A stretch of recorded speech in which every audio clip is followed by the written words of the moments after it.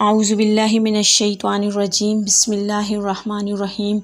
السلام علیکم ورحمۃ اللہ وبرکاتہ۔ ناظرین، آپ دیکھ رہے ہیں اسلامک پوسٹ۔ امید ہے آپ سب خیریت سے ہوں گے۔ ناظرین، آج کا وظیفہ نہایت ہی پاورفل وظیفہ ہے، کسی بھی خاص حاجت کے لیے وظیفہ ہے۔ لیکن ناظرین، وظیفے کے بارے میں جاننے کے لیے ہمارے ساتھ آخر تک رہیے گا۔ ہماری ویڈیو کو لائک اور چینل کو سبسکرائب کر دیجیے گا تاکہ آئندہ آنے والے وظائف آپ کو آسانی کے ساتھ اور بر وقت پہنچ سکیں، اور ساتھ ہی ساتھ ہماری بھی حوصلہ افزائی ہوتی رہے۔ تو ناظرین، آغاز کرتے ہیں۔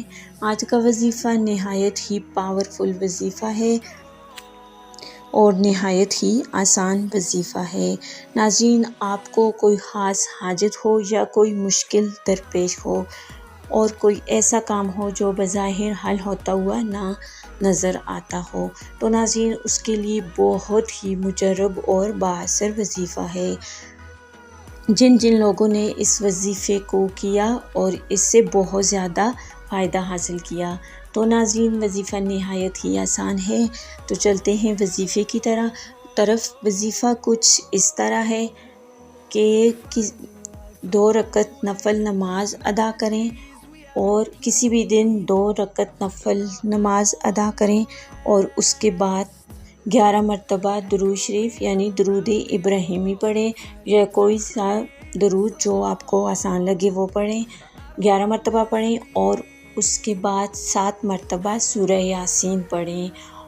سورہ یاسین پڑھنے کے بعد 40 مرتبہ سلام قولا من رب الرحیم پڑھیں، اور اس کے بعد 11 مرتبہ درود شریف پڑھیں،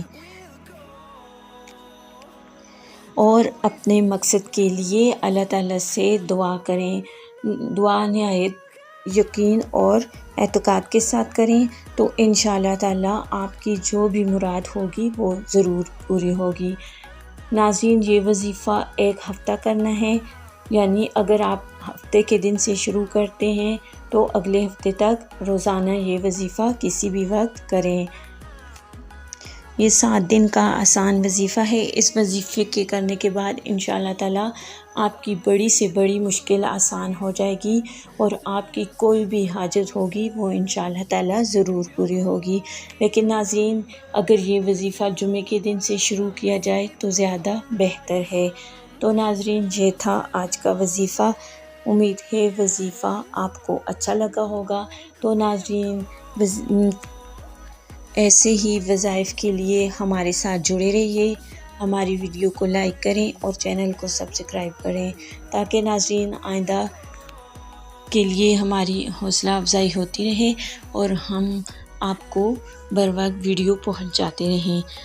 تو ناظرین، ملتے ہیں ایک اور نئی ویڈیو اور نئے وظائف کے ساتھ۔ تب تک کے لیے اجازت دیجیے۔ اللہ حافظ۔